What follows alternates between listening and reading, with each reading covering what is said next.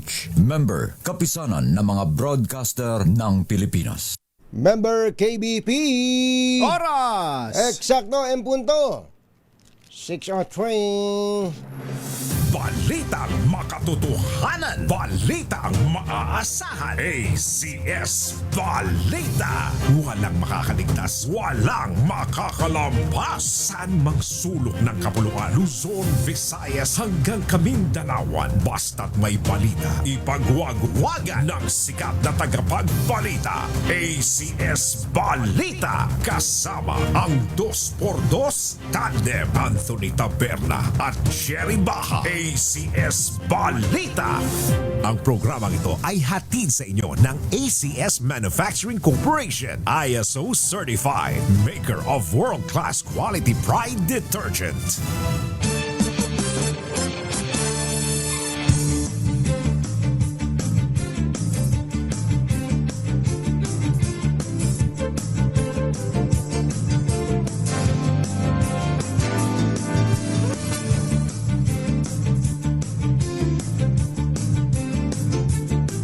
Araw ngayon ng... Tuesday na pala. Sa ulo ng ating ACS Balita. Alex Ayala, tinanghal na kampyon sa DC Open matapos talunin ang dating kampyon na si Jessica Pegula. Focus Crimes bumaba ng 36.12% nitong nakaraang buwan ng Hulyo. 125 milyong pisong confidential fund ng OVP ginastos sa loob ng 11 araw ngunit walang resibo at hindi dinitalye ayon sa COA. Dating DPWH Secretary Manuel Bonoan mananatiling akusado sa graft case. Hirit na gawin itong state witness, tinabla ng Sandigan Bayan.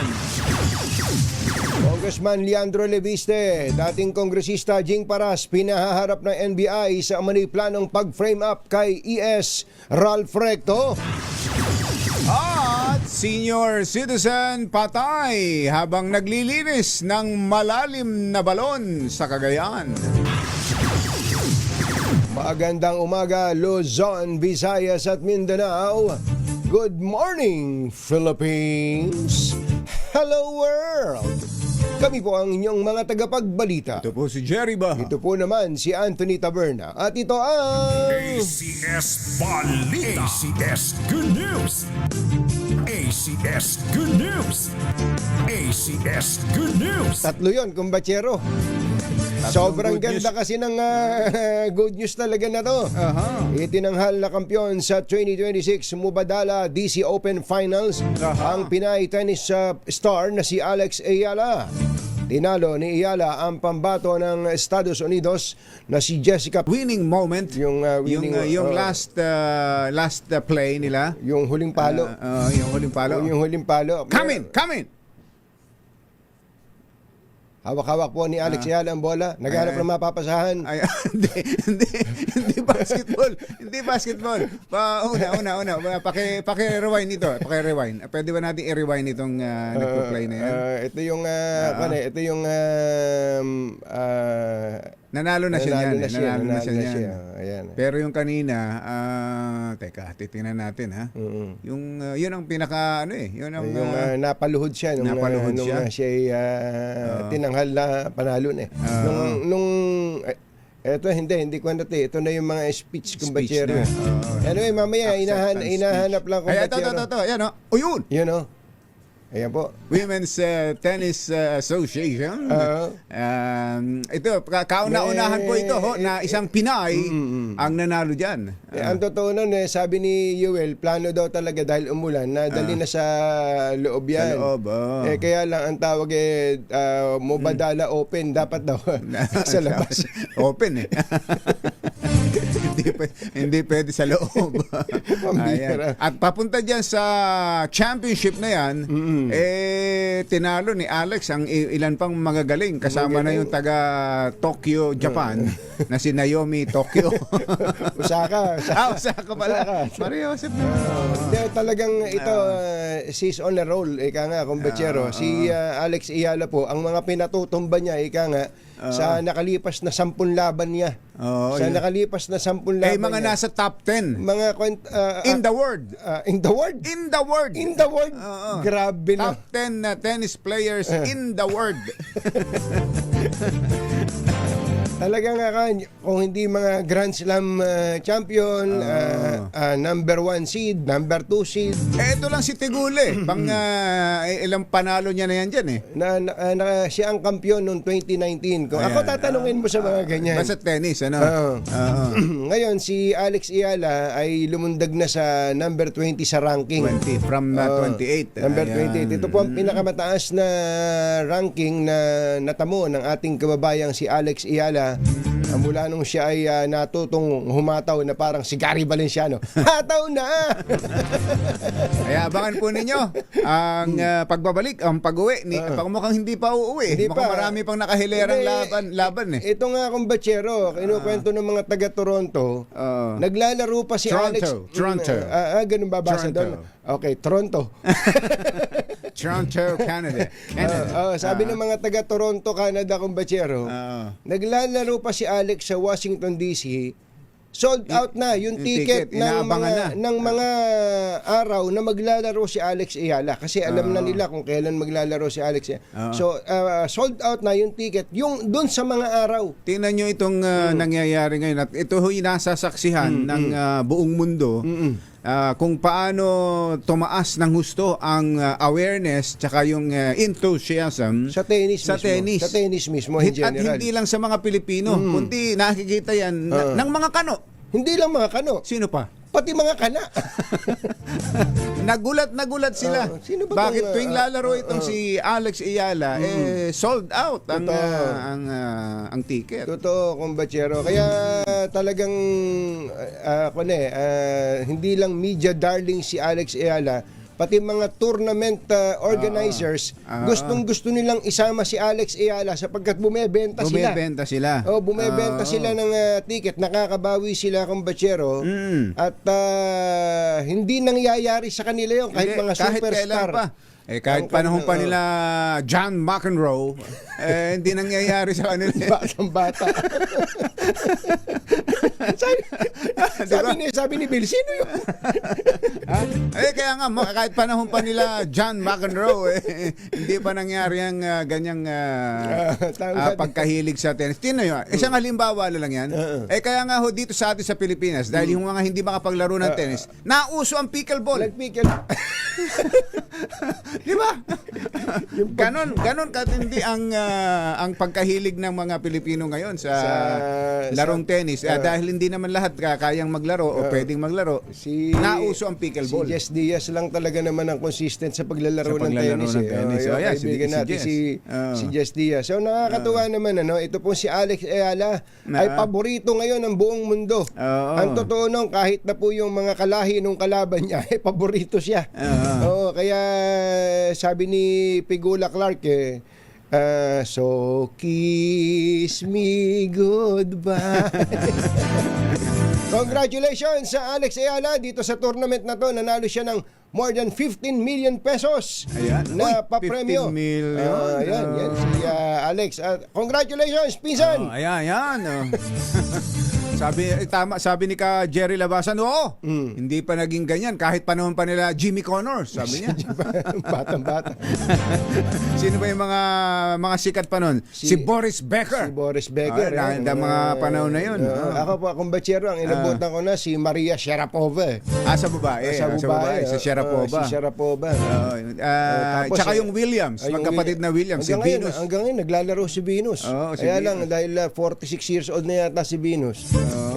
Hindi, nakaka-anim na talo na siyang tuloy sunod-sunod. Lagi ng talo. Ganun Puro talo talaga eh. na. Oo. May idar eh. May idar.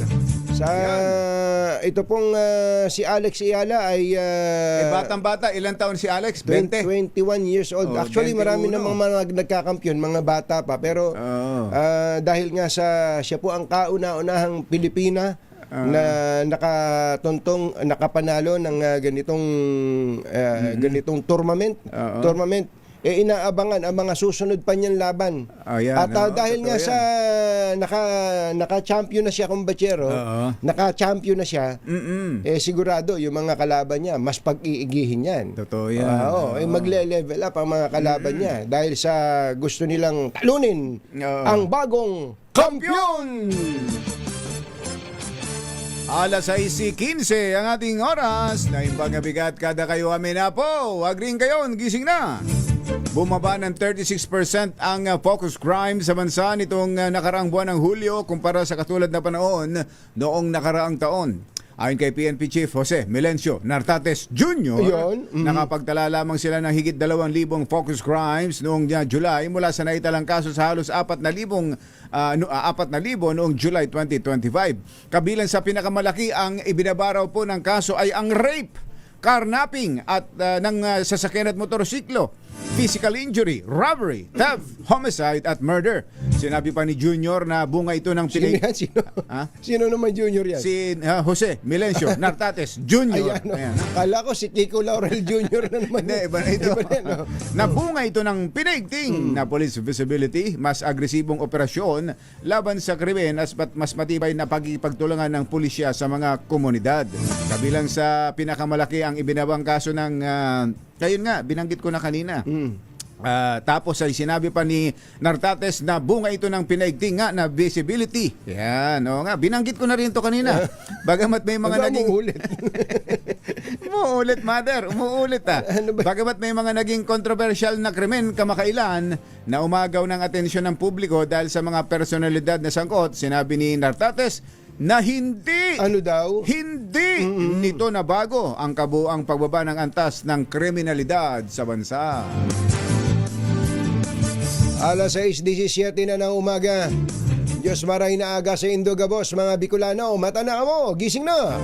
Walang isinumiteng detalyadong ulat ang Office of the Vice President kaugnay ng 125 million pesos na confidential funds na nilustay umano nito. Grabe naman yung ginamit mong termino, Ara. Si Ara ba nagsulat? Ara, ba't nagiging mabagsik ka na? Bakit mo sinabi ito? Nilustay umano nito, nilagyan ko pa ng umano to. Sa loob lang ng 11 araw noong December 2022. Bakit ka nagkakaganyan, Ara? Ano ba ang pinagdadaanan mo? Meron ka bang pinagdadaanan? May hugot ba yan? May pinaghuhugutan ka ba? Ikaw ba'y nalolongkot? Wala ka ba makausap? Ito ang kinumpirma ng auditor ng Commission on Audit na si Roderick Wamil sa pagharap niya bilang testigo sa impeachment trial ni VP Sara Duterte. Ayon kay Wamil, may ipinasang physical and financial plan at accomplishment report ng OVP. Ngunit, hindi naman idinitalya ang mga confidential activity na pinondahan ng cash advance. Git ni Wamil, hindi in-enumerate ng OVP ang kanilang mga partikular na confidential activities para sana malaman kung pasok ang mga ito sa allowable expenses sa ilalim ng Joint Circular Number 2015-01. Bukod dito, nabiguan niya ang OVP na makapagsumiti sa COA Audit Unit ng Documentary Evidence of Payment para sa disbursement ng kontrobersyal na pondo. Dahil po, since hindi naman in-indicate po dito ni Office of the Vice President yung kanilang specific confidential activities, so hindi po na-match based on the information as presented po sa document na ito, yung laman ng expected outcome at yung physical target doon sa kanilang specific confidential activities. Yan po ang tinig ng COA Auditor na si Roderick Wamil. Alas 6:19 ang ating oras. Maimbuntag kaniyong tanan mga Bisaya, matanaman mo diha, gising na ba kayo? Itinangkin ang kampo ni Vice President Sara Duterte na nilustay. Ayan, tinanggi ka tuloy, Ara. Itinanggi ng kampo ni VP Sara Duterte na nilustay ng Office of the Vice President ang 125 million confidential funds nito sa loob lamang ng 11 araw noong Disyembre ng 2022. Ayon kay Defense Lawyer Attorney Michael Powa, totoong nakatanggap ang OVP ng 125 million confidential funds sa nasabing taon. Ngunit, nilinaw nito na inaprubahan ito ni Pangulong Bongbong Marcos Jr. Kinontra ni Powa ang argumento ng prosecution na umunoy timeline na naging paggastos ng kontrobersyal na pondo. Bagamat hindi idinitalye, sinabi ni Powa na ilan sa mga issue kaugnay ng acknowledgements receipts ng naturang pondo mula December 21 to December 31 ay maaring bigyang linaw ng mga ihaharap nilang testigo. Ayun, Ang nasabing usapin Ayan. ay sa ilalim ng Article 1 ng impeachment complaint laban kay VP Sara hinggil sa umano'y maling paggamit ng confidential funds ng OVP at DepEd noong panahon ng panunungkulan ni Duterte bilang kalihim. Yun talaga naman ang mga naririnig nating Panig. panig at mga sagot tungkol diyan inaprobahan niyang ng presidente yan. Yes. Inaprobahan, nirekomenda ng DBM yan. Aha. Dahil sa proseso ng budgeting, gano'n naman talaga, nanggagaling sa executive, ang panukala, through Department of Budget and Management, at ang Pangulo, kapag yan naging batas na, pipirmahan ng Pangulo yung batas. Kasama yon. Kaya doon sa mga nagtatanong, bakit sa mga nakaraan, wala namang confidential and intelligence funds sa mga nagiging Vice President. O kung meron man hindi siguro, kasalanan ni VP Sara yun. hindi naman talaga. Hindi maisisisi sa kanya. Dahil ang nag-aproba ay ang executive, ang DBM at ang Pangulo. Ang tanong na lang dyan, kung paano sabi nga ni Ara, nilustay. hindi nga nilustay, sabi ni Attorney Mike Powa. Ang sumulat po nitong sumunod na balita natin ay si Ara. Si Ara din. Sabi ni Ara, ba't ba ako nadamay dyan? Oras po natin, Achi, Ahya, Mr. Jalamtang, Lakyam, Diak, Ithun, 6:21 ng umaga. Susunod! Tito Boy! Uy, si Secretary Manny Bunuan daw ay tinanggihan ng Sandigan Bayan na maging state witness State witness? laban sa mga co-accused sa kasong Graph. Ganon? Yan at iba pa sa pagbabalik na ACS Balita.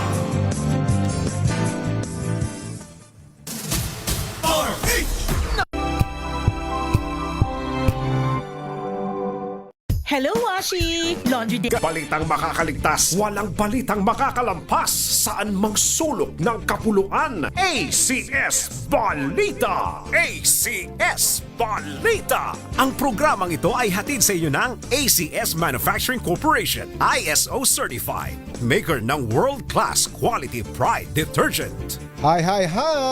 Maganda morning! Ano bang araw today, kumbachero? Today is Laundry Day, Friday. Yuhu! At pag Laundry Day, Friday, all you need is Pride Washing Machine Detergent. May triple stain away formula, kaya tanggalang makapit, madikit, malupit na dumit mancha, kaya easy ang labada.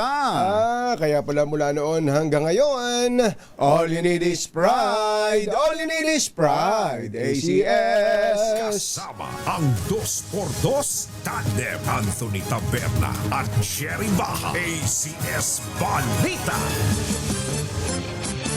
Alas 6:26 ng umaga, tuloy ang mga balita dito sa ACS Balita. ibinasura ng Sandigan Bayan ang hirit ng Office of the Ombudsman na alisin si dating Public Works Secretary Manuel Bunuan bilang akusado sa kasong graft kasama ang co-accused na si Senador Jinggoy Estrada.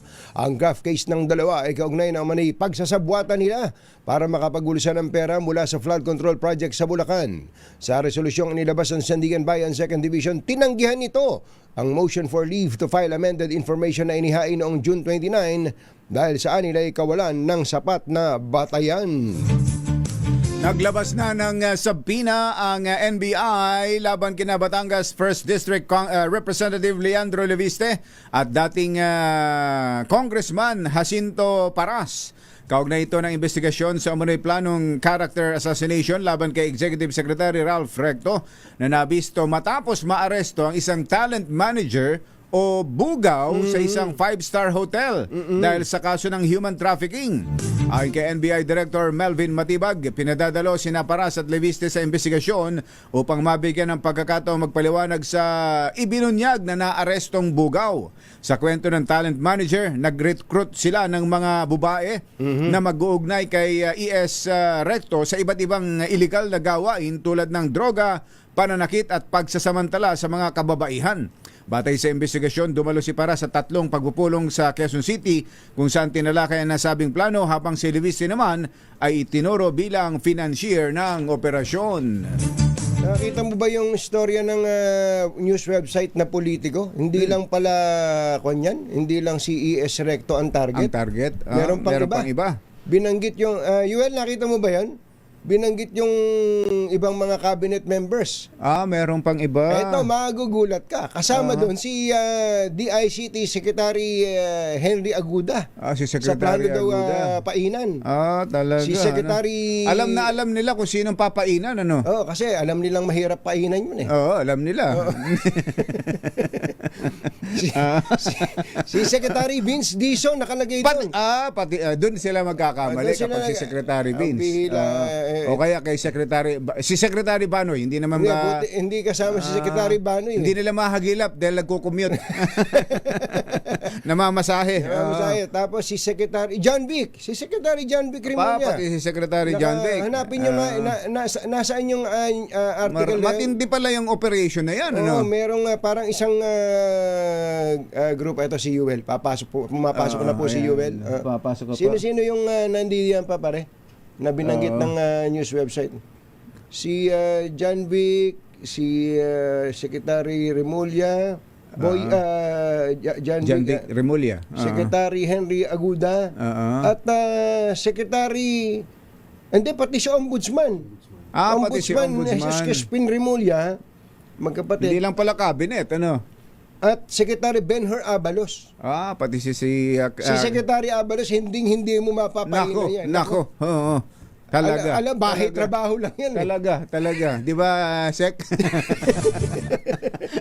Ba't sabay tawa? Ba't sabay tawa? Tapos, meron pang iba. Said Escudero and Pangilinan, si Senator Chis kasama din. At si Senator Kiko? Pati Senator Kiko. At pati si Erwin at saka si Rapi Tulfo, papainan din. Attractive targets ang sinabi. Naku, malabo yun. Hindi nyo yung mga tao na yan. Hindi nyo mapapainan yung mga yan. Kahit na... Nilingon, hindi lumilingon baka yan. nga hindi eh. Parang... yun po ang... parang merong sequel kung bachero yung yung unang... Matindi pala yan. Ano ba, Yuel? Si Kong Leandro Leviste ba, sumagot na sa mga tawag natin? Baka sabihin panay ang balita natin yan, hindi naman natin kinukuha yung panig niya. Hindi siya sumasagot. Hindi sumasagot? Asin lang, baka... pero kung inasabihan na sila ng NBI, baka doon kailangan silang sumagot. Patay ang isang lalaking senior citizen matapos mawala ng malay habang naglilinis ng balon sa Apari, Cagayan. Sa investigasyon ng pulisya, hinihinalang kinapos ng oxygen ang 64 years old na biktima habang nasa loob ng balon. Agad namang rumisponde ang anak at manugan ng biktima para sana iligtas ang matanda. Ngunit maging sila ay natrap sa naturang balon. Inaprobahan ng Senado sa ikatlot huling pagbasa ang Senate Bill number 1905 o ang Magna Carta for Barangay Health Workers. Panukalang isinulong ni Senate Senior Deputy Majority Leader J.V. Ejercito bilang principal author and sponsor. Ayon kay Senator J.V., hindi siya titigil hanggat hindi tuluyang nagiging batas ang panukalang matagal nang hinihintay ng mga health workers sa buong bansa. Sinabi ng senador na panahon na upang kilalanin at masuklian ang sakripisyo ng mga barangay health workers na nagsisilbing unang takbuhan ng mga Pilipino sa usaping pangkalusugan. Ayon pa sa senador, napatunayan na ng panukala ng mga barangay health workers ang kanilang dedikasyon lalo na noong kasagsagan ng pandemya. Ngunit marami pa rin sa kanila ang tumatanggap ng mababang honorarium at at kadalasan ay sariling pera pa ang ginagamit sa pagtulong sa kanilang mga kabarangay. Dinepensahan ng Sandigan Bayan ang naging pasya nito na payagan si dating Senador Bong Revilla na makapagpiyansa sa kasong malversation kaugnay ng flood control mess. Sa 176 na pahinang ruling ng Sandigan Bayan 3rd Division, giniit nito na ang pagpapahintulot sa bail request ni Revilla ay nakabatay sa mga ebidensyang naiharap sa korte at hindi sa mga paratang lamang. Ayon sa korte, nabigo ang prosekusyon na magpakita ng matibay na ebidensya para patunayan ang umano'y pagkakasala ni Revilla at manatili itong nakakulong habang nililitis ang kaso. Sa hiwalay na pahayag, sinigundahan naman ito ni Associate Justice Ronald Moreno at igiit na kulang ang mga pruweba na iniharap ng prosekusyon na mag-uugnay kay Revilla sa umanay sabwatan sa flood control scam. Giit ni Justice Moreno, bagamat may mga testigong nagsabing humingi si Revilla ng listahan ng mga proyektong maaaring pondohan, ay wala. Ano raw? Wala namang nailatag na dokumentaryong ebidensya upang patunayan na talagang ginawa ng dating senador ang nasabing kahilingan. Ayun, yun ang sinasabi natin kahapon, Kumbachero, na there's no such thing as non-bailable. Non-bailable case or offense. Wala talaga. Andun sa judge talaga yan. Kapag nakita ng judge na, ako, mahina ito. Mahina. Oo, igagrant pero yung ulitin bail. lang natin, Kumbachero, ito ay hindi pa tapos. Tuloy-tuloy pa yung kaso. Ang pinag-uusapan lang dito, yung sa bail, petition. Bail petition. Sa ibang balita, kinilala ni House Speaker Faustino Boji D ang malaking papel ng mga line workers sa pagpapanatili ng supply ng kuryente at pagunlad ng ekonomiya ng bansa. Sa kanyang mensahe sa pagdiriwang ng National Line Workers Appreciation Day, tinawag ni Speaker Boji ang mga line workers bilang mga tahimik na bayani na laging sinisigurong may ilaw ang buong komunidad. Ayon kay D, dapat matiyak ang tuloy-tuloy na supply ng kuryente na anyay mahalaga sa operasyon ng mga pabrika, negosyo, ospital at mga paaralan. Iginit pa nito ang mga line workers ang unang tumutugon tuwing nawawalan ng kuryente, lalo na sa panahon ng kalamidad, kahit nalalagay sa panganib ang kanilang buhay. Kaugnay nito, tiniyak ng speaker na patuloy na susuportahan ng Kamara ang mga batas at programang magpapalakas sa sektor ng enerhiya at magbibigay proteksyon sa mga manggagawa. Meron palang ganun, line workers, National Line Workers Appreciation Day.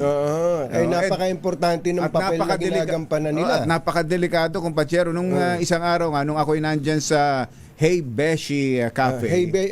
Napunta na ako kahapon. Hindi ko sinabi sa'yo, baka ilibre mo ako. Nagulat nga ako . Nasa kanto ho yan ng Adriatico at Santa Monica. Diyan sa Ermita, Manila. Hindi sa California. Tapat doon ng Robinsons sa Manila. Nataon na minsan may mga yung mga contractors ng Meralco, mga linemen. May sila, di ba? May sinasubcon sila sa ganyan. Yes, yan talaga trabaho. Na umaakit na ganun, tapos ang lalaking kawad ng kuryente. Yan, nakakatakot na trabaho yan. Tapos sila, bilad na bilad sila.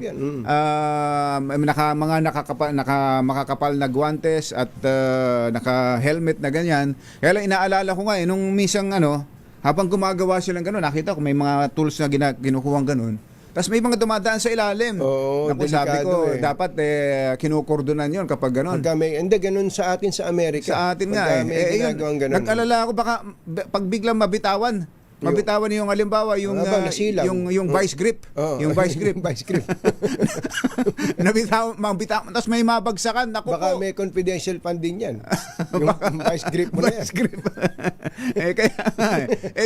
Delikado, pero yung bang nung makita ko yung ginagawa nila, napaka-delikado. Delikado. Kaya nga tama lang yung sinabi ni Kuya Boji na kilalanin ang kanilang mga pagpapagal, ang kanilang mga kontribusyon. Tama. Dahil tayo, masaya buhay natin, nakakarating sa tahanan natin ang kuryente.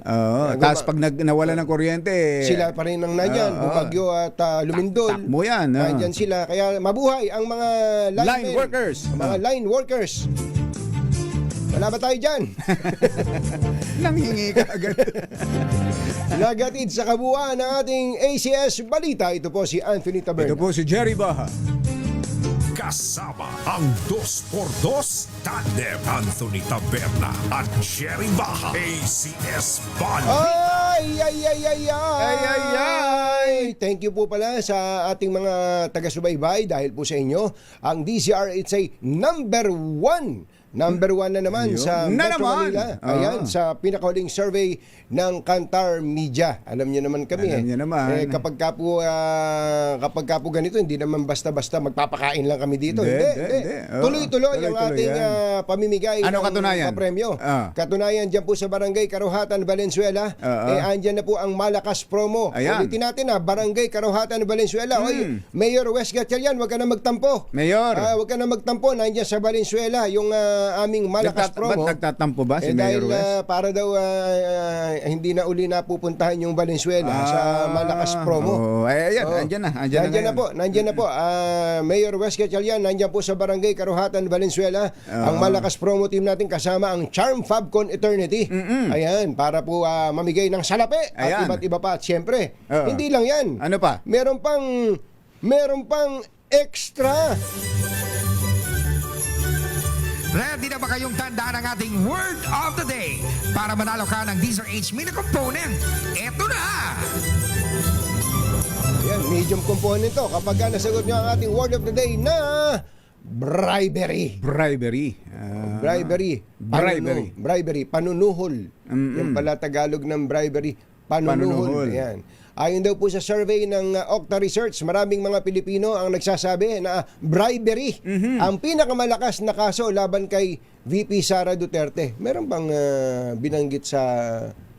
Meron ba, Yuel? Meron bang bribery dun sa kanyang... Isipin ko nga. Sa articles of impeachment, meron bang bribery? Graft and corruption, malversation.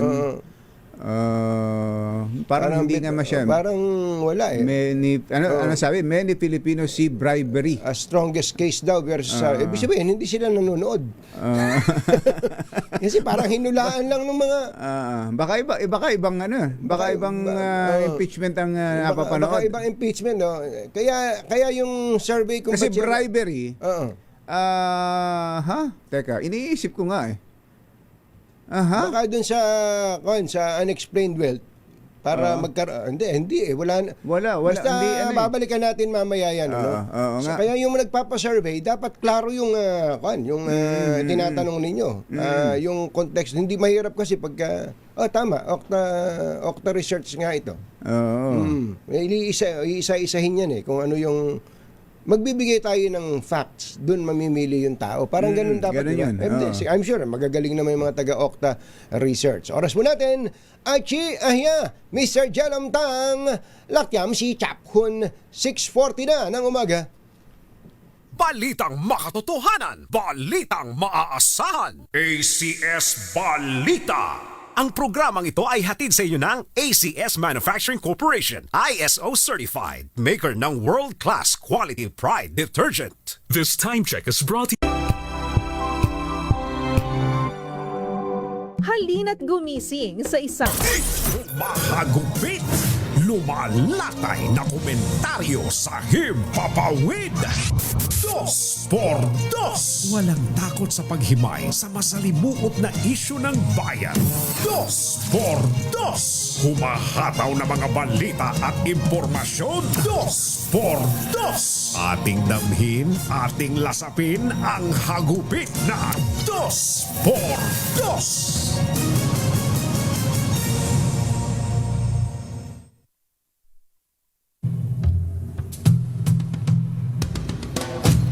Sa harap ng mga seryosong usaping politikal sa bansa, isang makasaysayan tagumpay naman ang nagbigay ng inspirasyon sa sambayanang Pilipino. Ito po ang isang 21 anyos na Filipina. Milestone sa kasaysayan ng tennis sa Pilipinas at isa pang makasaysayang sandali para sa bansa sa pandaigdigang entablado ng tennis. Isyu ng bayan, katotohanan. 2x2. Timpang balak, magtago ka na. 2x2. Si Jerry at si Anthony, narito na. 2x2. Hahataw ng todo.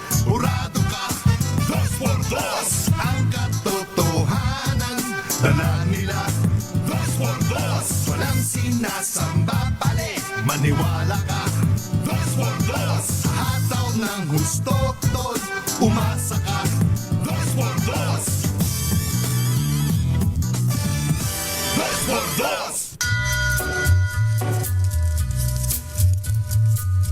Hi, hi, hi. Maganda morning. Magandang umaga, bayan! Ito po si Anthony Taberna. Ito po si Jerry Baha. Muli pong sumasa inyo ang 2x2 sa umagang ito ng Friday! Yuhuu! Ito po ang laman ngayon ng mga balita. Ang ika nga ay nag-dominate sa airwaves. Yan, At pati na rin po sa social media. Ang panalo ng ating pong kababayan na si Alex Ayala, na ito yung isa sa pinakamagandang nakita kong title kumbachero ng artikulo The Girl Who Carried a Country. The girl who carried the country. Ang ganda nung titulo na ito. Sinulat ni Kuya Oscar Hinolan. Kuya Oscar. Isang babaeng nagdala sa isang bansa. Oo, ito batang babae pa nga ang the girl, no? The girl. Oh, the girl who carried a country. Totoo po yung pambungad namin, na tama ka doon, Mother, sa iyong binanggit na ang bayan natin liglig sa puro masasamang balita, lalo na nga sa bangayan ng mga pinuno ng bansa, sa politika, na halos sa Senado lang Si Senator Ping Lacson, si Senator Alan Peter Cayetano, si yung kampo ng VP Sara, kampo ng Pangulong Bongbong Marcos. Talaga. Ang Pilipino, kapwa Pilipino, gusto nang magsakalan dahil lang sa politika. Pero there is one unifying factor. Ito pong babaeng ito, the girl who is now carrying a country of 120 million population. Matindi. Oo nga, pagdating sa esports, kumbatsero, nag-unite ang mga Pilipino. Correct. Nung panahon ni Manny Pacquiao, tuwing lalaban si pambansang kamao, tumitigil tayong lahat sa awayan. Pati nga yung mga kriminal tumitigil sa trabaho nila. Sa paggawa ng kasamaan. At nanonood ng laban. At pag nanalo si Manny, nako, sigawan at tindi ng kaligayahan natin. Isang bansa tayo. Sabi nga natin kanina parang tayo rin si Alex Ayala. O nung araw, para tayong si Manny Pacquiao na nakipagbasagan ng muka. Nakakatuwa po itong ginawa. At actually, ang mas mamahalin mo pa dito kay Alex Ayala, bukod sa kanyang kagalingan sa larangang kanyang pinuntahan, ay yung kanyang pagmamahal sa bayan. Napansin niyo po ba na sa bawat panayam sa kanya, sa speech niya, hindi niya nililimot ang pagsasalita ng wikang Filipino. Ayan, oo. Hindi ba kaya naman niya na ma-English na, puro English na lang Yun ang kabilin-bilinan kasi sa kanya ng tatay niyan, si Kume Noli Ayala. Hindi niya tatay. Hindi ba? Hindi niya tatay. Mario Joseph naman. Hindi niya tatay. Akala ko tatay niya si Commissioner Chuhin nga pala. Pinsan nung Kume, sorry Chuhin. Hindi, kaya Alex Ayala talagang nakakatuwa. Kahit na hindi ka naman namin totoong pinsan, binibiro ka lang namin, pinipinsan-pinsan ka namin. Pero sa totoo lang, para ka naming kamag-anak. Ayan. Dahil sa iyong ginagawa para sa ating bayan. Mabuhay ka! Binibining Alex Ayala, panahon naman siguro para magpahinga ka ng kahit papaano. At may boyfriend na kaya itong si Alex Ayala? Parang hindi daw siya Wala siyang time? Parang hindi niya priority. Sa tama bagay. naman. Sa panahong ito, di ba? Tama naman. Kung ako din sa kanya, hindi ko muna iintindihin yung ballfriend na yan. Distraction lang yan. Distraction lang yan. Sige nga, pakinggan nga natin yung sige nga. wag yung buo, wag yung buo, medyo mahaba ito. Yung clip lang nung speech ni Alex Ayala, especially when she acknowledged yung suporta ng kanyang mga kababayan. Come in. 'Di ba? Di ba? Yung mabanggit na yung maraming salamat. Di ba? Filipino yan Pinoy, Salitang Filipino yan Kaya may na-interview na kapwa din niya kampiyon, kumbachero, sa mga nakaraang kompetisyon. Hinahangaan nila si Alex at inaabangan nila yung kanyang mga interview. Dahil matalino yung bata. Kapwa niya tennis player ay hangang-hanga sa laman ng ulo niya. Oo. Kaya magaling ito si Alex eh. Bata pa pero tinan mo naman, pasan niya ang daigdig, pasan niya ang Pilipinas. Jerry Baja at Anthony Taberna sa 2x2 sa DZRH. Isa-isahin namin mamaya kung sino-sino yung mga tinalo niya. Ang isang tinalo niya, si Het.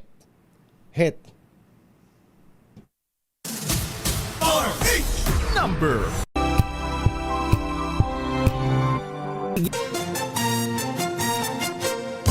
Katonying at Ka-Jerry. Anthony Taberna, Jerry Baja, ang samahang pinatibay na ng panahon. 2x2.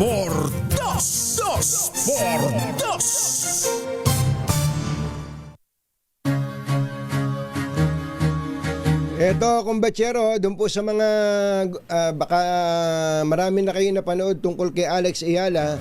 Pero ito lang mga nakaraang araw na to, grabe po yung mga tinalo, mga malalaking tao ang tinalo nitong si Alex Ayala. Isa na nga yung nabanggit ni kumbatsero kanina, yung tinalo niya sa Wimbledon, si Swiatek. Si Swiatek. Tapos ito pong round of 32 sa Mubadala, ang una niya pong hinataw ng matindi dyan ay yung Olympic gold medalist, yung Chinese Olympic gold medalist na si Zheng Qinwen. Sino? Si Zheng Qinwen. Oo. Si Sheng. Round of 32 po yan. Pagkatapos po ay nung round of 16, ang tinalo niya ay ang defending champion na si Laila Fernandez na may lahing Pinoy din. Pinoy din na kumbatsero. At itong quarterfinals yung world number 1, di ba? Tinalo niya din niya yung binanggit natin kanina. Si Swiatek yun tsaka si Naomi, Osaka. Sa quarterfinals, ang tinalo niya kumbatsero ay si Elina Svitolina, world number 10. Si Elina, at dating niya rin pala yan. WTA finals champion po yan. Pagkatapos sa semifinals, ang 4-time Grand Slam champion, former world number 1 at idol ni Alex Ayala na si Naomi Osaka. Itong si Naomi Osaka, pagka pumapasok sa tennis court to, kumbatsero, ay yung grandiosa. May kung ano-ano mga suot niyan eh. Magaganda mga damit niya, magagara mga damit. Tinalo po niya sa dalawang set. Walang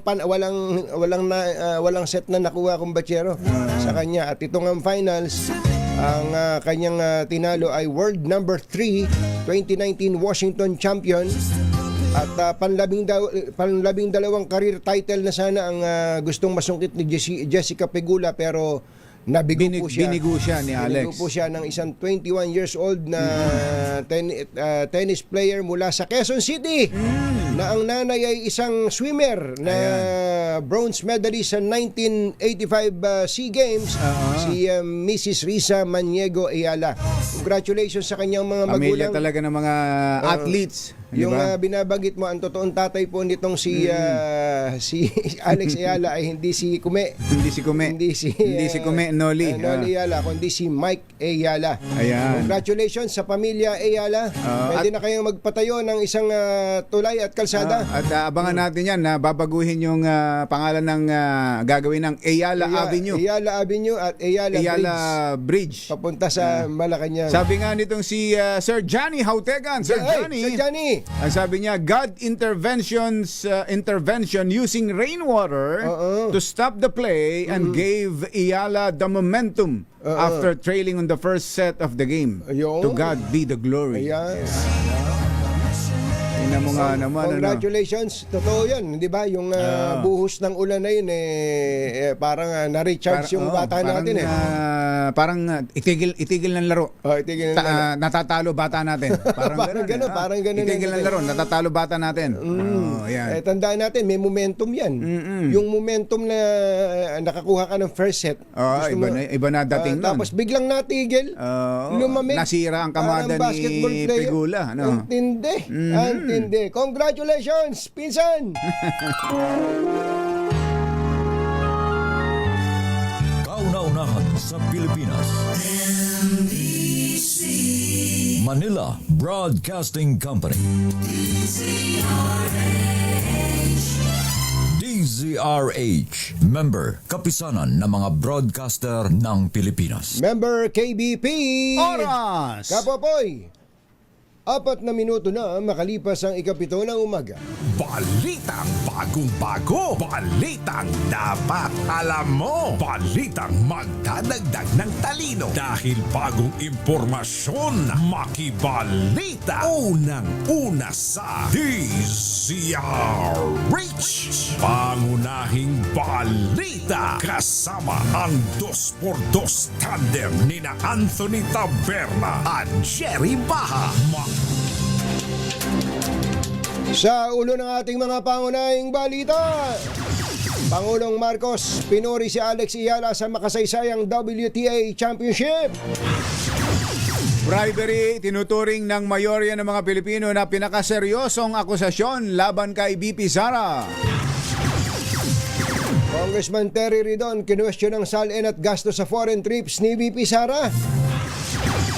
House Prosecution Panel humirit kay BP Sara na dumalo sa impeachment trial matapos ang biyahe sa ibang bansa. Kaso ng pagbatay sa pro-BBM vlogger ay tinuturing ng PNP na lutas na. At ilang transport groups nagbanta ng panibagong tigil pasada. Magandang umaga, Luzon, Visayas at Mindanao. Good morning, Philippines. Hello, world. Kami po ang inyong mga tagapagbalita. Ito po si Jerry Baha. Ito po naman si Anthony Taberna. At ito ang... Alas 7:06 ng umaga sa detalye ng ating mga balita.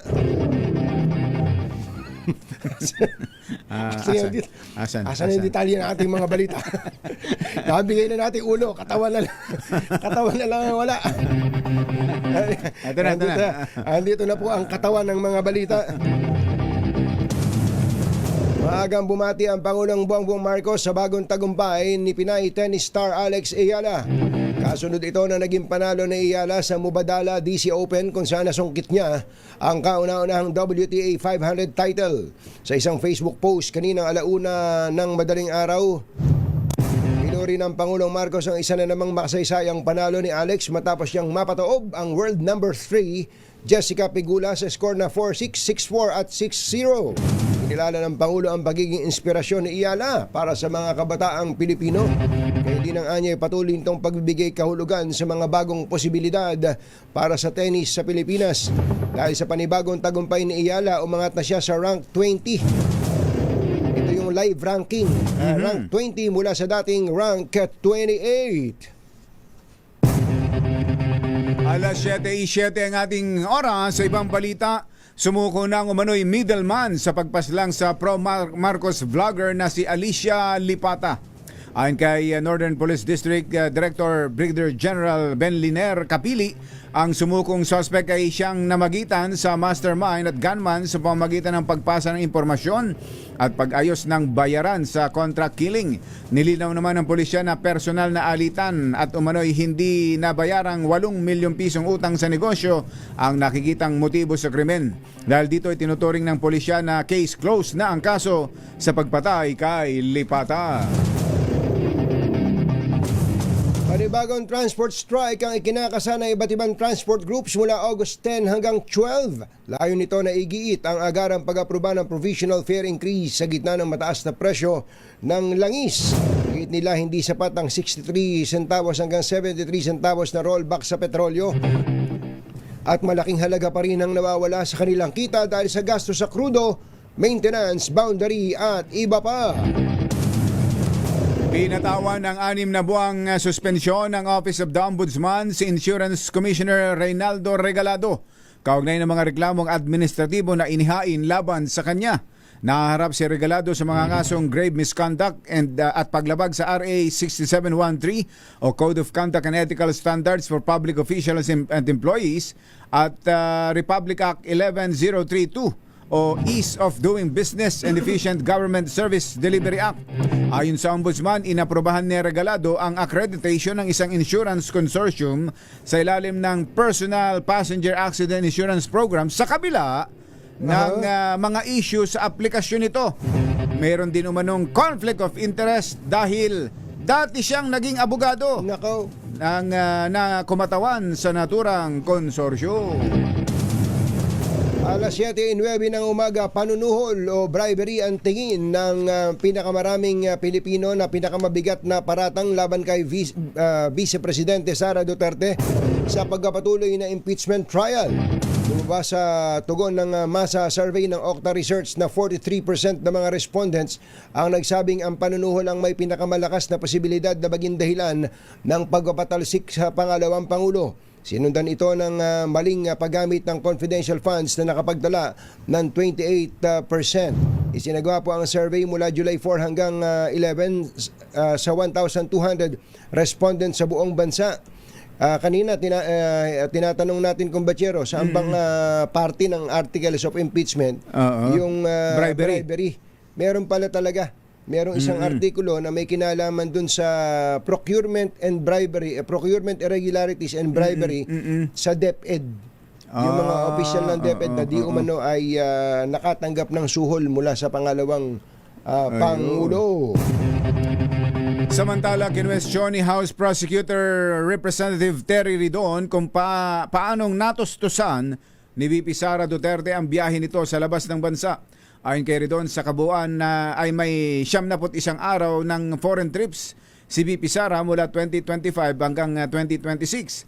Sa pagtaya ng mga babatas, nasa 5 milyon hanggang 5 o hanggang 8 milyong piso ang ginastos para sa mga nasabing biyahe batay sa halaga ng airfare at sa United Nations Daily Subsistence Allowance Rates na sumasaklaw sa hotel accommodation, pagkain at iba pang gastusin. Kaugnay nito, dapat anyang ipaliwanag ni VP Sara sa publiko kung saan nang gagaling ang pondong ginagamit niya para sa gayong wala naman siyang cash on hand o cash in bank sa kanyang salin. Git ni Ridon, kahit ipagpalagay na may hindi idineklarang cash si VP Sara, ay hindi pa rin sapat ang sweldo nito para matustusan ang milyong pisong gastos sa kanyang mga foreign trips. Nanawagan ng House Prosecution Panel kay VP Sara Duterte na dumalo sa kanyang impeachment trial pagkatapos ng kanyang biyahe sa ibang bansa. Sinabi ni House Prosecutor Terry Ridon, mahalagang humarap si VP Sara sa paglilitis at sagutin ang mga paratang laban sa kanya. Kinwestiyon din ni Ridon ang madalas na biyahe ni Duterte sa abroad na umabot sa 71 araw mula 2025 hanggang 2026 na ang halagang ginastos ay tinatay ang aabot sa 8 milyong piso. Paano nalaman ni Congressman Ridon yun, ano? Yung ginastos? Kinuwenta niya. Kinuwenta lang niya. Kung 91 days na nasa abroad, ilang biyahe, aeroplano siguro. Hotel accommodation, baka nag-estimate. Samantala, git naman ni House Prosecution Spokesperson Attorney Jay Tolosa, pagpapakita rin ito ng paggalang sa prosesong tinatakda ng konstitusyon.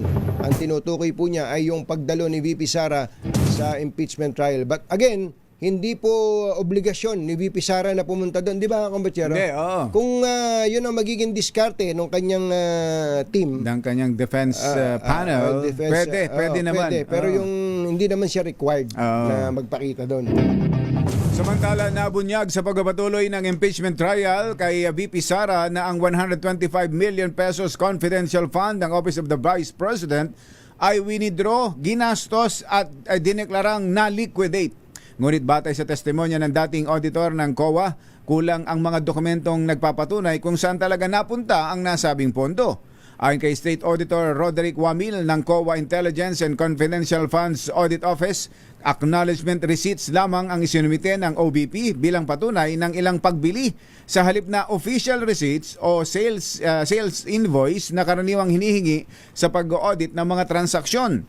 Sa testimonya ni Wamil, sinabi nitong hindi malinaw sa original accomplishment report ng OVP kung paano ginastos ang kabuang 125 million pesos confidential funds. Kabilang rin sa nasilip ng COA na walang kalakip na mga resibo o sales invoice kundi acknowledgement receipts lamang ay ang mga biniling gamot, mesa, upuan, computer, printer at iba pa.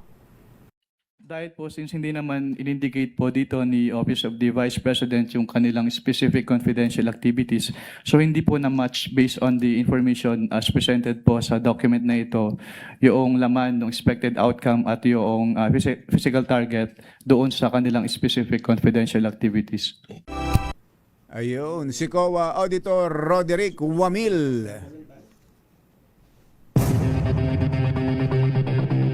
Alas 7:14 ng umaga, kinumpirma ni dating COA State Auditor Roderick Wamil na hindi nasunod ang 2022 Fiscal and Financial Plan ng Office of the Vice President sa itinakdang panuntunan ng 2015 Joint Circular sa paggamit at pagsusumite ng report hinggil sa confidential funds. Sa Day 11 ng impeachment trial ni VP Sara Duterte, sinabi ni Wamil na hindi inilagay ng OVP ang mga specific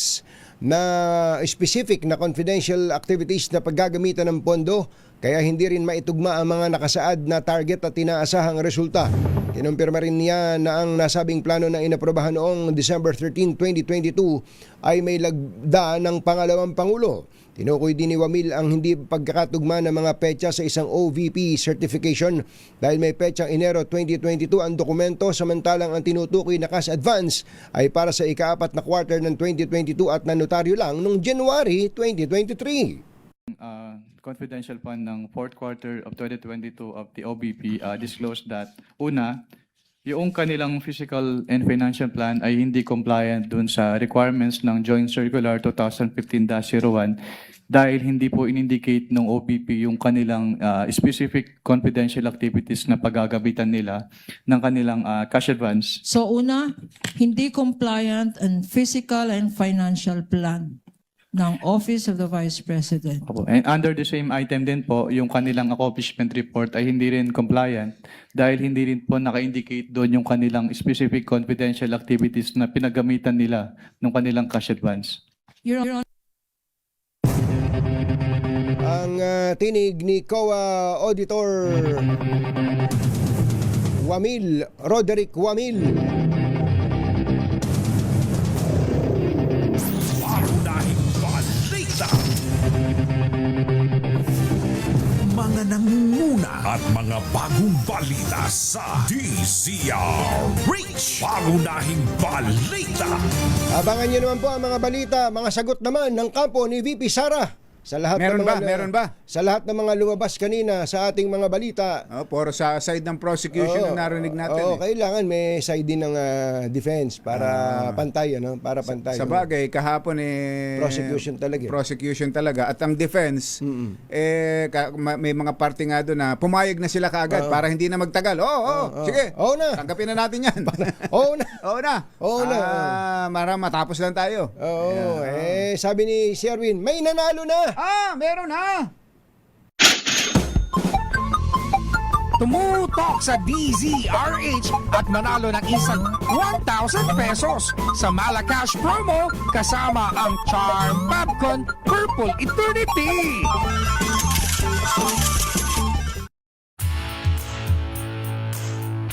May nanalo na sa Karuhatan, Valenzuela.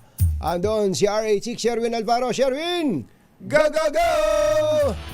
Yes, Katonying, Ka Jerry, eto na magpapakuha sa atin ng 1x1 picture. Na tingnan mo naman, no, nakasalya sa Nakasandal likod sa niya nakasandal magandang sa backdrop. Dapat makikita tenga, ha? yung medyo pangit lang yung gupit Ayan, dahil ayan. long hair. Di ba pagka Sa nagpasa bawal sa sa mga picture, eskwelahan. dapat kita tenga dyan. Pagka, Lalo na kapag passport. pagka passport o kaya visa. Dapat kita ang tenga, ayan, tapos ewan ko ba't parang butiki na itong nakasalya. Magandang umaga po, pangalan nyo? Alvin po. Si Kuya Alvin. Kuya Alvin. Alvin! Ke. Si Kuya Alvin Ke. Ke. Ke sira-sira. Yan. Whatever will be. Will be. Will be. Kuya Alvin, palagi ka naka-tune in sa 2x2 sa DZRH. Opo, At sino paborito mga announcer tuwing umaga? Anthony Taberna at Cherry Baha. Anthony Taberna, Jerry Baha, 2x2 at meron kang 1,000 pieces. Salamat po, may papagawa na akong TV. Magpapagawa pala ng TV, kala magpapakuha ng 1 by 1. Yan na si Kuya Alvin. Sasabay ko na rin po yun. Para kita yung tenga. Yun. Yeah, Kuya Alvin, kailangan masagot mo na ating word of the day para makuha mo yung ating medium component. Bribery. Bribery! Hindi ka namin ba-bribery pero ito meron kang medium component at sa atin ang Astron, alagang maasahan. Thank you po. At bukod dyan, meron ka pang matatanggap na bango ng 1,000 bulaklak nasa Charm Popcorn Purple Eternity. Bango ng 1,000 bulaklak gagamitin sa inyong mga anlawing damit. Charm Popcorn Purple Eternity. At meron ka ng panangga sa kasalan ng mga tikbalang. Ito na ang DZRH umbrella at din sa atin ang DZRH. At syempre meron kang grocery mula sa ACS at sa DZRH. Kuya Alvin, ano masasabi mo? Maraming salamat po sa DZRH. Maraming salamat din sa patuloy na pagtutok sa DZRH. Salamat po. Maraming salamat kay Alvin sa mga nais manalo ng 1,000 pieces. Lagi tumutok sa DZRH. Baka na sa susunod dating winner sa DZRH Malacash promo kasama ang Charm Popcorn Purple Eternity. RH number 6, Sherwin Battle Faro DZRH. Una sa Pilipinas, una sa Pilipino. Pangunahing balita. Susunod! Dito boy! Meron pala tayong bisita. Isang matinding bisita. Maraming nagmamahal dito pero marami ding galit. Maraming nagmamahal pero marami ring galit. Oo, pero ang isang nagmamahal sa kanya ay nakita ko yung post nung isang beses eh. Puging-pugi doon sa kanyang mister. Siyempre naman. Iba talaga. Pabatiin muna natin bago tayo mag-commercial. Ang tinutukoy po natin ay walang iba kundi si NBI Director Attorney Melvin Chicago. Matibag. Director, magandang umaga po sa inyo. Magandang umaga, Katunying at ka Jerry po. Sa lahat ng tumatangkilik sa trilyong tumatangkilik sa inyong programa dito sa DZRH. Maraming salamat po. Teka, may mga dala pa kayo. May mga kasama kayo at may mga dala. Ano ba yan? Puto San Pedro. Joy Puto Cake. Yung mga nagtatanong kung ang NBI ba ay bumalik na sa TAF. Meron po pa kami doon yung clearance center lang po. Center. Kino-construct po ngayon yung building. Ano po yan dinown siya. Talagang giniba. Mas magtatayo po ng bago. Ilang floors po yung tinatayo dyan? Hindi ko po alam yung eksaktong plano pero parang 8 floors po. Matatapos po ba yan ngayong...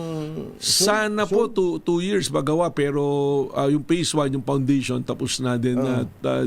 Alam ko po reported by DPWH yung phase 2, 3 and 4 is already been bidded. So, sana po umabot na. Sana. Ngayon, ang NBI, doon po sa mga nagtatanong, nandito, nangungupahan muna sila. Diyan po sa Pasay po, sa Philinvest po, sa Cyberzone Building. Cyberzone building dito sa Pasay. Marami po kami tatanong, ano ba gusto nyo? Coffee or tea or tubig lang?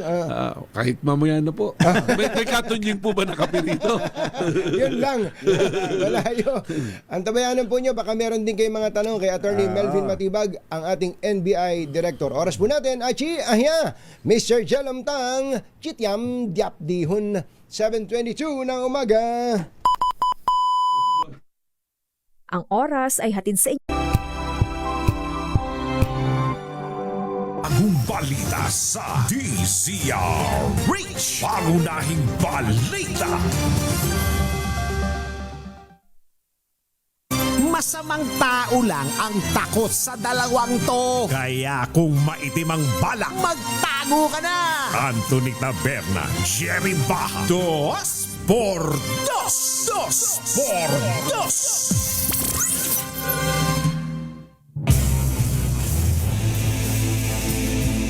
Ito, Warrior. Warrior ito. Pagpapaon na lang po namin na marami na po kaming napag-usapan. Baka wala na kaming mapag-usapan on air.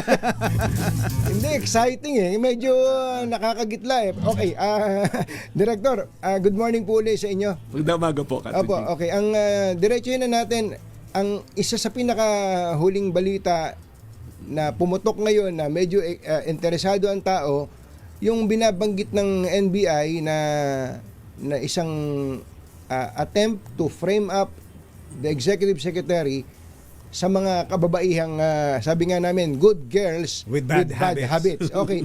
Ano po update niyan? Well, una po, ganito talaga. I just want to set the record straight. Para diretso po kasi Apo. medyo mali po yung nagiging direksyon ng ibang report. Ang thinking is, merong 5 babaeng kinausap na isi-set up na parang honey trap, idadaling kay executive secretary po. Hindi po ganun yung pangyayari. This is nagsimula po ito sa isang normal na operasyon, normal operation po ng NBI regional NCR po at ng STG po namin.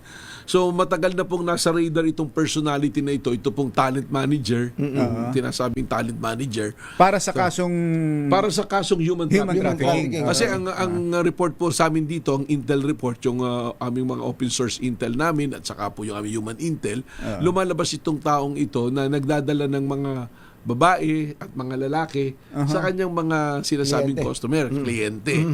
So nangyari po, nagkasapo ng entrapment operation itong NCR kasi meron na po palang time na nadala na to sa NBI din noon eh. Long time ago po. Pwede ko na bang banggitin kasi nabanggit naman Inulito de Guzman. Yan po. Opo. So ako lang, I'm just being careful. Ongoing pa po yung... Actually, on the issue of human trafficking, hindi na po ongoing yun. Na-file na po yung kaso. Na-inquest na.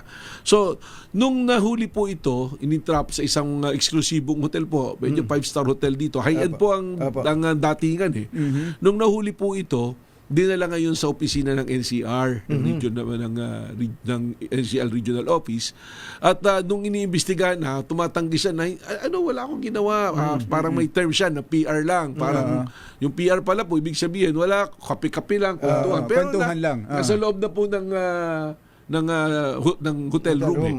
So hotel room na may body cam naman po yung mga operators namin at nakuha doon nung tinanggap na yung pera, doon na siya po na in-inform na inaaresto siya for human trafficking at dinala na nga po.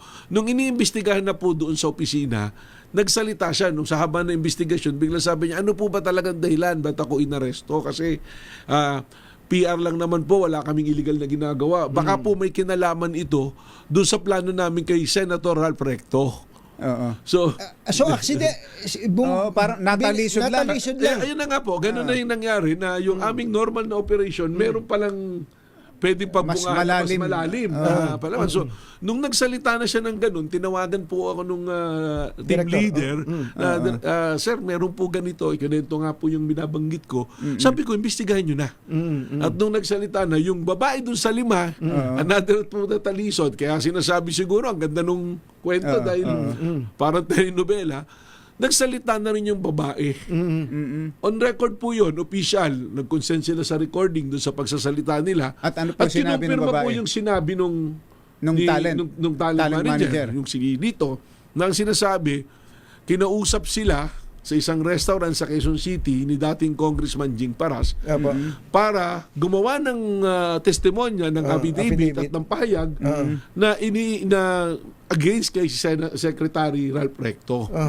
At ang plano, kahapon or today dapat ipapile nila yung kaso, ano-anong kaso, may kasama pang drugs, ganun po, sabihin yung lugar, sa Rockwell, nagda-drugs, tapos kung ano-anong compromising na sexual thing ang ginagawa at pang-aabuso.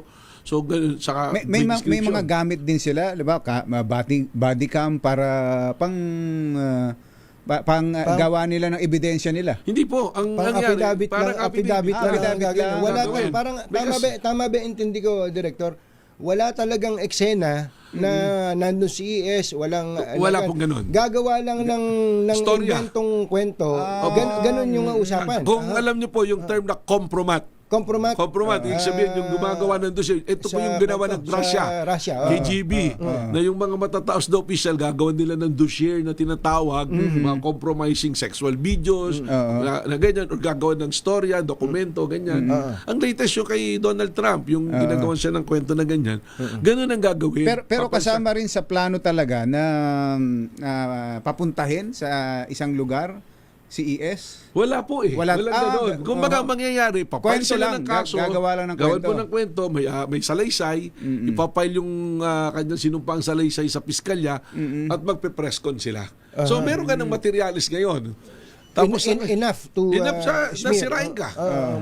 You will be put on the defensible ready na sabihin mo, hindi, ganyan, ganito. Kasi may half-truth eh. Meron talagang Rockwell, may ganun talaga. So nung sinabi na po yun, pinalalim na namin yung investigasyon. Teka muna, yung bang Rockwell, binanggit nyo na ba yan publicly before? Wala po. Oh, kasi nagulat ako eh. Kaya wala po. Sige po. Kaya nga yung Rockwell, narinig lang namin dun sa babae na nakuha. Kaya nung tinitingnan ko yung post sa social media, nung isang personalidad din na nabanggit, May 17 pa lang, binabanggit niya na yung Rockwell. At nung pumutok na may nahuli, binanggit bigla yung Rockwell ulit. So sabi ko, teka muna, too much of the coincidence. Kaya lalo pa kami mag-iimbestiga. So sa ganito, liwanagin po natin, ang talagang direktang may testimonya at corroborated na positibong in-identify na siya ay kausap at nandoon at may mga kasama pong abogado. Nakahanda po yung affidavit. Ay si Congressman Jing Paras. Yun ang nakakaharap ng mga nakaharap po talaga ng mga babae tsaka nung talent manager. Tama po. Tapos May 26, ito po yung sinabi May 26, tinext si Lito, itong talent manager na nakita namin, na-retrieve na po namin yung text na screenshot, pinicturean, sinave po with the consent. Tsaka nag-apply naman tayo ng cyber warrant po dyan.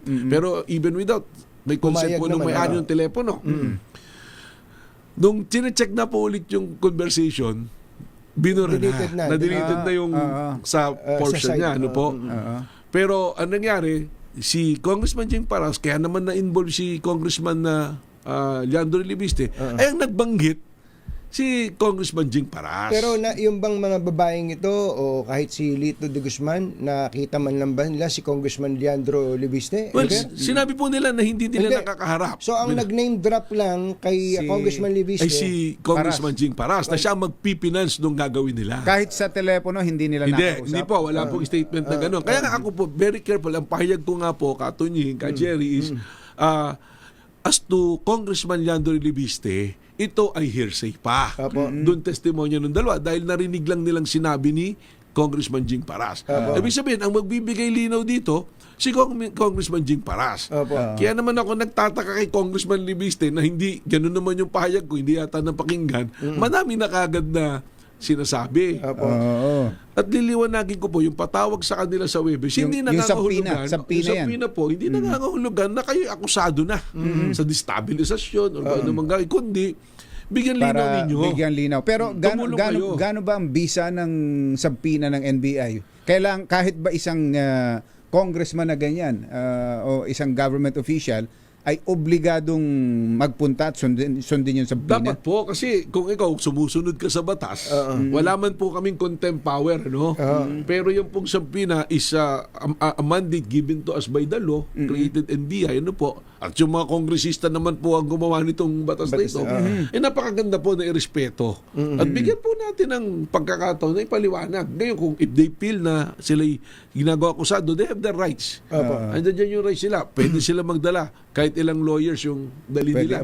Director, nandun yung mga babae. Opo. Para lang ma-imagine lang ng mga nakikinig sa. Andun yung limang babae. 5 po yung dala-dala ni Lito de Guzman. Opo, nung araw ng entrapment. Nung araw ng entrapment. Tapos mula po dun sa 5 na yon, sabi niyo merong isa. May isa po. Na nagsabi na, kinausap nga kami ni Congressman Paras. Ano daw po yung sinabi sa kanya ni Congressman Paras na dapat niyang gawin? Well, tinuro na po. Sasabihin nga na kinukuha sila ni Secretary Ralph Recto at dinadala doon sa condominium at tapos nagdadrag sila, cocaine, binanggit pa po na gano'n. At yung pera, hinahagis lang daw. Na ganyan, sabihin nyo, pera ng taong bayan yan. May gano'n pa po na. May anggulo po. Magagalit ka talaga. May anggulo. Tapos pinipilit kayong makipagtalik. Ganyan, kung ano-ano. At meron pa po sinasabi, pinapaliguan. Mga gano'n po. Graphical. Nakakwento po na gano'n. So kung mag-execute siya ng affidavit, meron pong gagawa ng affidavit affidavit. Tama. Actually, ang sinasabi nila may abogado ng kasama ng meeting. Talaga, ha? Doon sa araw na yun. Sa araw na yun, tatlong meeting po. So, balikan ko po, May 26, nag-text kay Lito para yung plano. Sinabi, may plano. Nag-meeting silang July 11, July 15, at July 26. Sa plano nila, paano ho ang dating na complainant sila? Parang ganun. Parang complainant, abuse.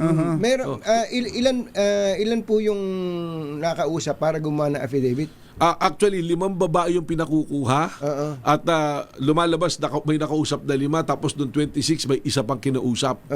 Tapos po, ang pangakong halaga, malaking halaga po. Magkano po? Actually, nakakatawa nga ito dahil sabi 6 million yung una, tumawad ng 5 million, sabi naging gawin daw 5.5 para may 500 pa si Kong Jing. Ganun po yung mga kwento.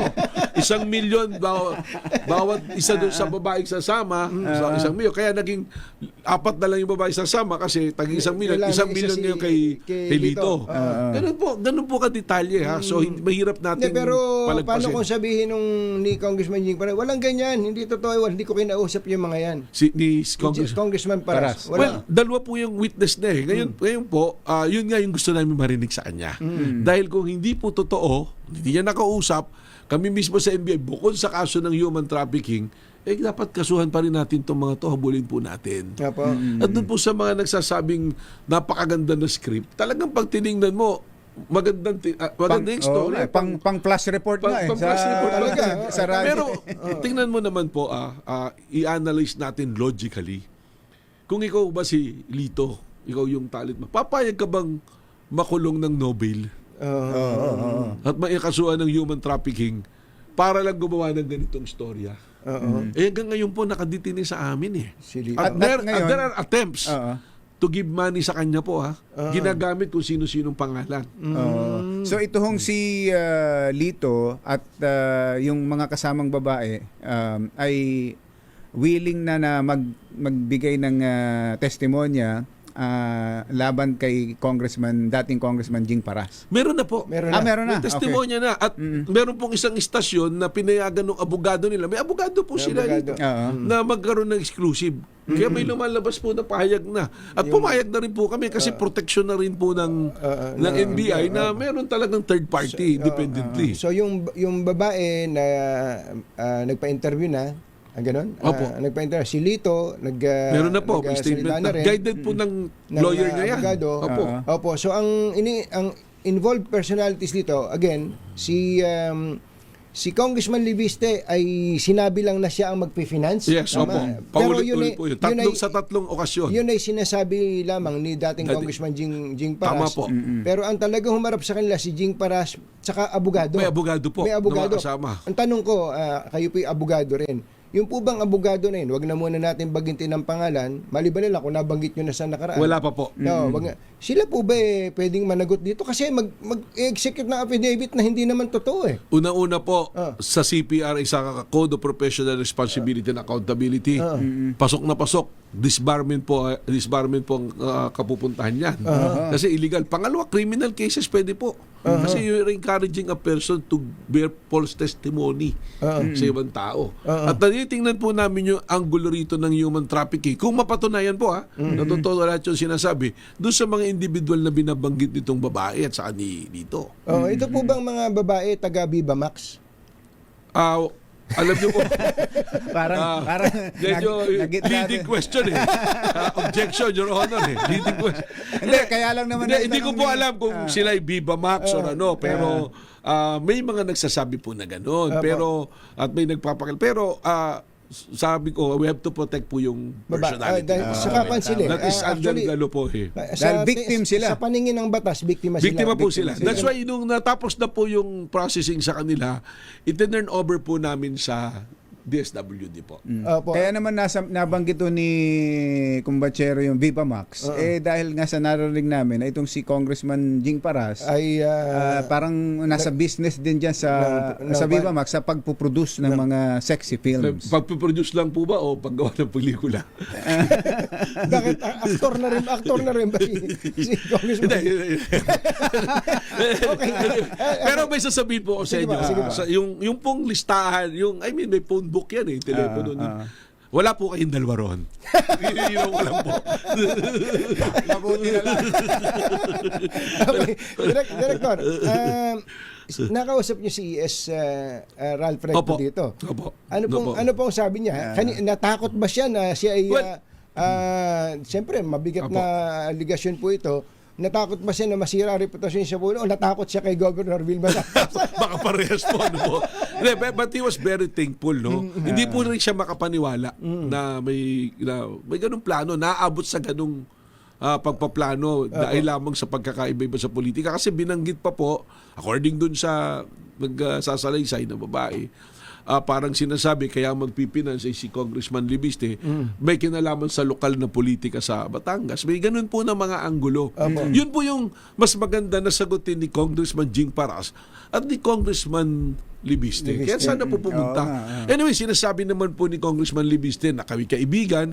So, definitely, as a practice naman ng NBI, we treat everyone professionally. Kami pa nga po minsan yung medyo nababastos doon.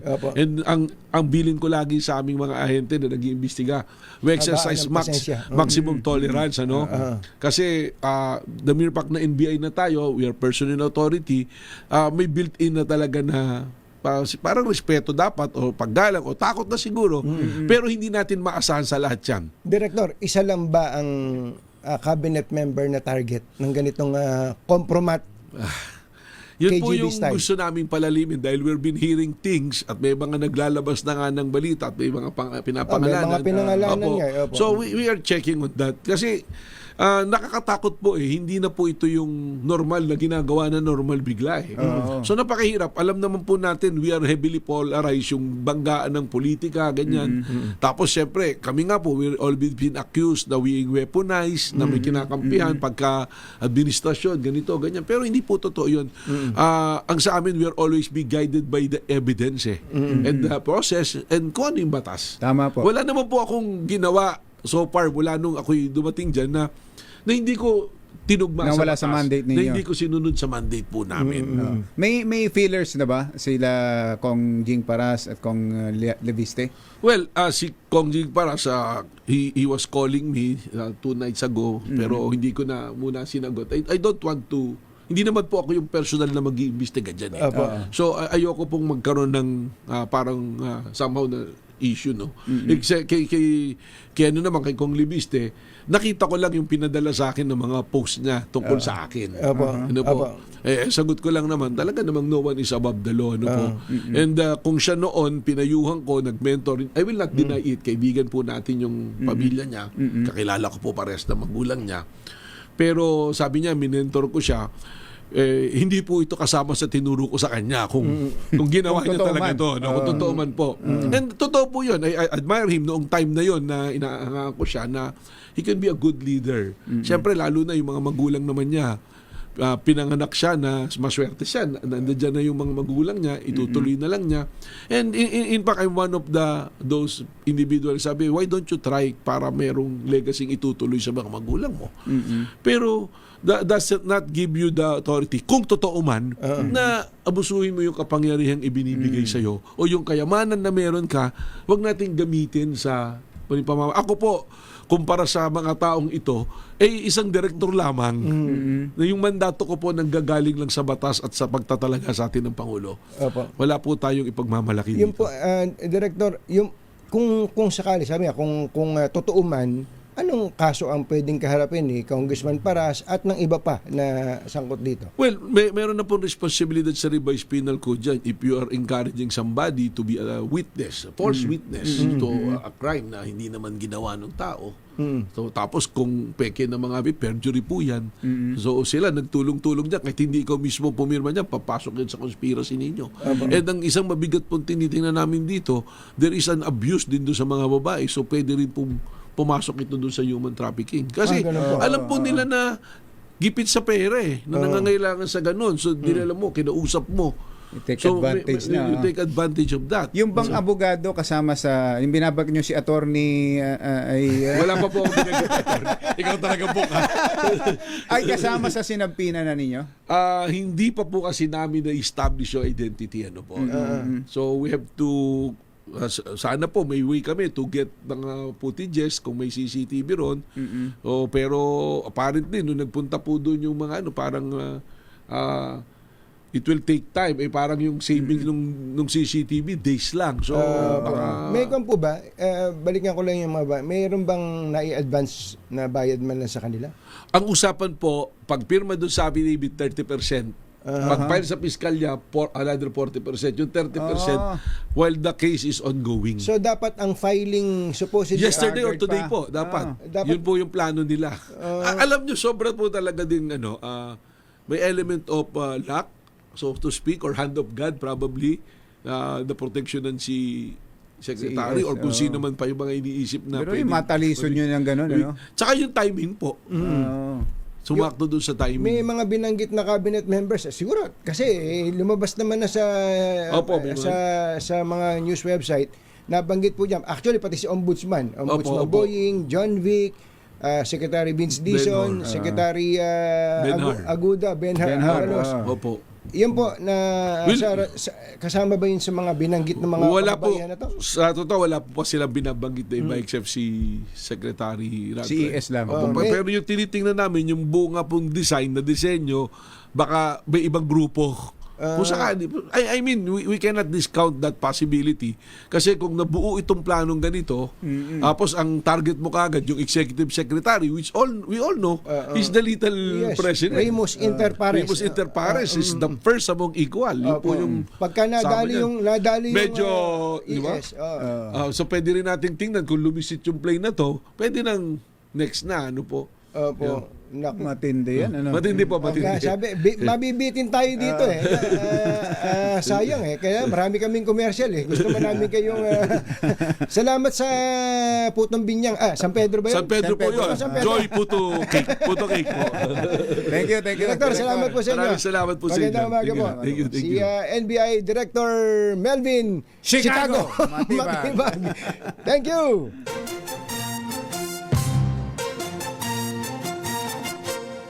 Katonying at Ka-Jerry. Anthony Taberna, Jerry Baha, ang samahang pinatibay na ng panahon. 2x2. 2x2.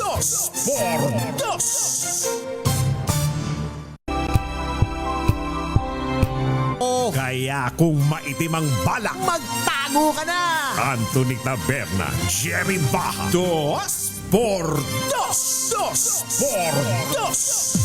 Okay, kumbachero, binabati lang natin ang mga empleyado ng gobyerno na nakatutok sa atin, lalo na mga GSIS members at pensioners. May magandang balita sa inyo, ha? Ano ba yung magandang balita na yan, mas kumbachero? pinalawak, mas pinadali at mas pinalaki na GSIS Balik Ginhawa 2. Ayun, maganda yan, ha? Ano bang pwedeng ma-avail dyan ng mga miyembro at ng mga pensioners? Pwede sila makatanggap ng refund na katumbas na hanggang 6 na buwang loan amortization mula December 2025 hanggang May 2026. Wow! Paano naman kung may arrears na yung loan? No problem, kumbachero, dahil pwedeng mag-apply kahit na may amortization pa sila, basta hindi pa due at demandable yung loan. Ayan, kaya sa ating mga GSIS members and pensioners, samantalahin ang pagkakataong ito. Mag-apply na sa GSIS Balik Ginhawa 2 gamit ang GSIS Stats App.